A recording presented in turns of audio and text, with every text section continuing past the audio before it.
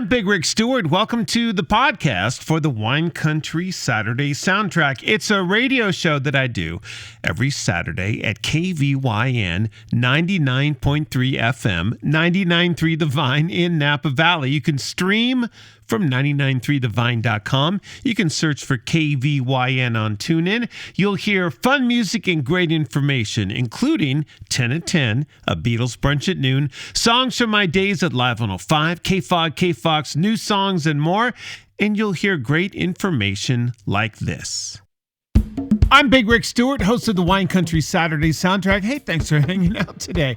Fun music and great information. It's what we do. I'm a big fan of Dave Grohl and the Foo Fighters and the whole thing. Same with Bottle Rock and lots of other places as well. But not just Dave Grohl, the musician, but also the person. He seems like a pretty cool guy. And, well, he just got a whole bunch of extra bonus points from me and everybody else for what he did on Super Bowl Sunday. Now, I know lots of celebrities were on TV during the Super Bowl, right? In their $1 million suites and hanging out and just, we don't have to name any names, but we know who we're talking about. I mean, there were a lot of them there, right? And, sharing on Instagram. Dave Grohl spent the Super Bowl barbecuing for the homeless down in LA. How about this? This is from consequence.net. While the rest of us were chowing down on chips and wings on sofas, Dave Grohl spent his Super Bowl Sunday barbecuing for the homeless. This was down in Woodland Hills in the San Fernando Valley. It was a little barbecue thing put on with Hope of the Valley, and they say that Grohl and his friends donated over 24 hours of their time to barbecuing 70 pork butts for the Woodlands Family Shelter. They say, thank you, Dave. Thank you to Dave and his friends from his studio for hanging out with us and spreading love through a hot meal. That is so cool. He's done this before. Back in December, he spent a day off from Foo Fighters' Australian tour, feeding the homeless in Melbourne, Australia. And before that, he spent more than 18 hours behind a smoker, cooking for at-risk people impacted by winter storms in Southern California. So if you ever thought Dave Grohl was a cool guy, now he's a really cool guy. That's like my favorite Super Bowl story of all time. I love it. I'm Big Rick Stewart. It's the Wine Country Saturday Soundtrack at 99.3 The Vine. I'm Big Rick Stewart. It's the Wine Country Saturday Soundtrack. Hey, if you watch the Super Bowl, you are watching the biggest, most viewed Super Bowl in ratings history. Wow, they averaged 120.25 million viewers on CBS, just the broadcast. And then if you add in Nickelodeon, Univision, the Paramount Plus stream, and more. I did watch the SpongeBob Nickelodeon broadcast. It was really funny. So the total was 123.7 million viewers. Now, the Apollo 11 moon landing, they guessed, because they don't have actual numbers, 125 to 150 million viewers over like all the networks, over everything. Wow, it's pretty wild, right? There was a whole bunch of people in Las Vegas spending a whole bunch of money. They think they maybe took in, as far as spending money in hotels and everything, maybe $1 billion. That's wild. And yeah, people did bet on the Super Bowl. They bet $185.6 million in bets. Wow. So how did the Vegas odds makers do? Well, first of all, they paid out a whole bunch of money. If you had overtime, you got 9-1 on your money. Wow. So if you picked that was pretty good. Vegas did come out ahead just by a little bit, 3.7% for $6.8 million. That's for all of Nevada's 182 sports books. Pretty amazing, right? Oh, and the airport going home on Monday. Yeah, it was a little bit crowded. They got almost 104,000 passengers checking out of Las Vegas and into the airport. Wow, maybe flying out Tuesday was a better idea. I wish the outcome was a little better. I'm Big Rick Stewart. Those are some big numbers. It's the Wine Country Saturday Soundtrack at 99.3 The Vine. I'm Big Rick Stewart, host of the Wine Country Saturday Soundtrack. Thanks for hanging out with me. Fun music and great information. Everybody's kind of got a post-Super Bowl buzz about maybe, well, some things not football related, talking about the commercials. Every year it's kind of a big deal.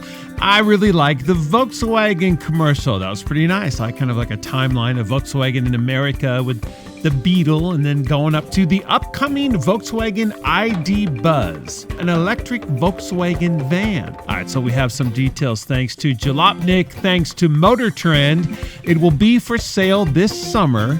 As the date is getting closer, more information is being revealed. Volkswagen CEO talked about it to Motor Trend, and this was at the Chicago Auto Show, and said demand will be significantly higher than supply. So they said they don't want to upset any customers. They are not going to have a wait list.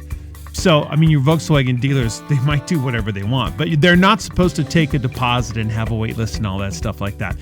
They say reservations have only caused problems in the past and will not be used for the sale of the ID Buzz. Every U.S. dealer, the CEO says, will be able to sell the ID Buzz, but the formula for allocation, they're still working all that out.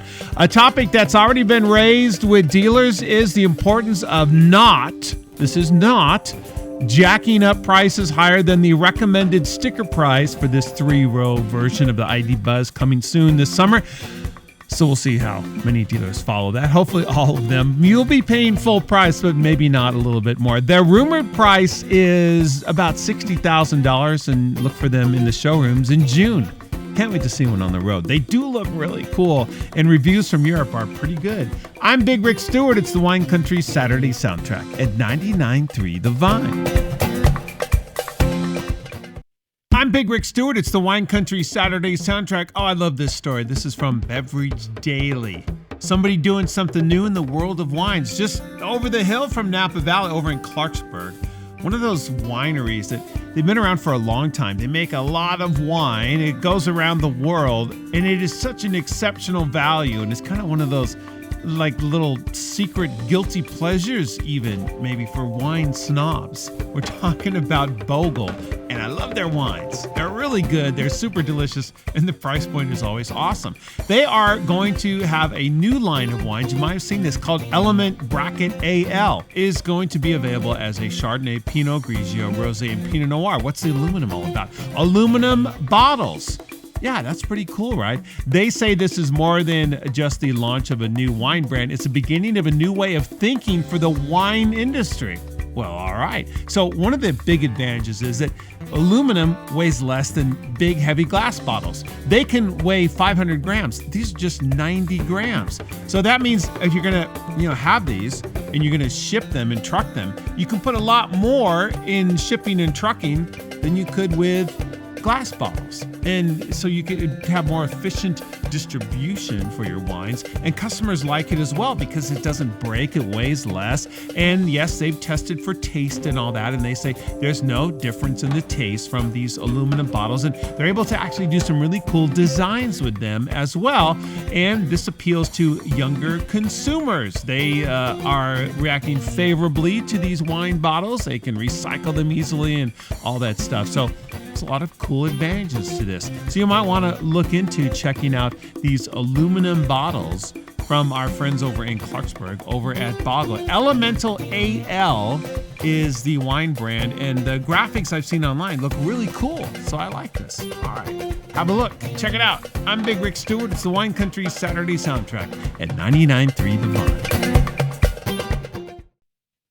It's the Wine Country Saturday Soundtrack. I'm Big Rick Stewart. Hey, a big, virtual radio hello to anybody, walking around and listening and all that good stuff. You might want to look into this if you want to have a little more fun during your walk. I mean, you can track your steps and all that, and that's fine. But how about, spicing things up a little bit, especially if you're a fan of Lord of the Rings. Okay, even if you're not. This is from The Verge. Ignore your fitness tracker and walk to Mordor instead. Not really. They can't get away with that because of somebody has the rights to all that, I think.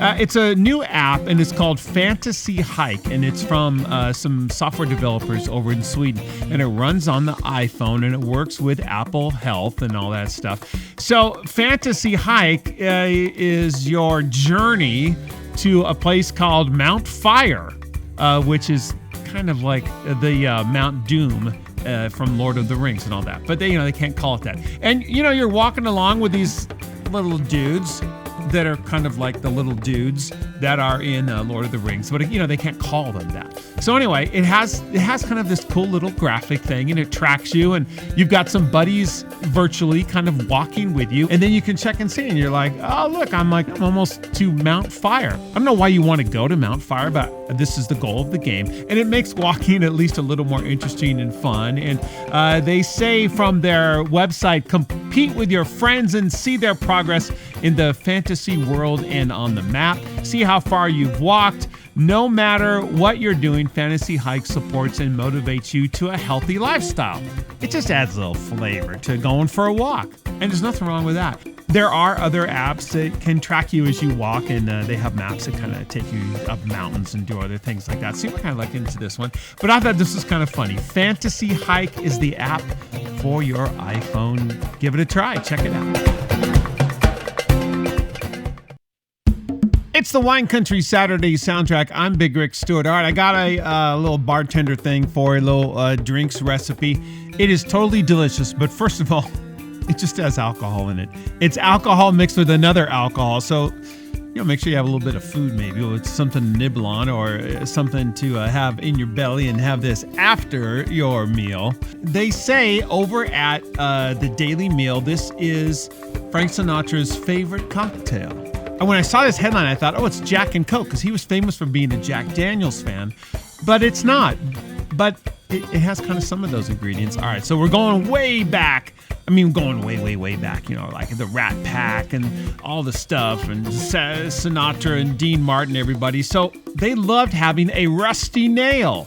This is a cocktail with just two ingredients, Scotch and Drambuie. You can pick your favorite Scotch, and if you don't know about Drambuie, it's been around since the 1700s. You might have seen a bottle of it or two. It's actually flavored alcohol, so kind of like a Jägermeister that has a bunch of different ingredients in it, but it's kind of a secret recipe.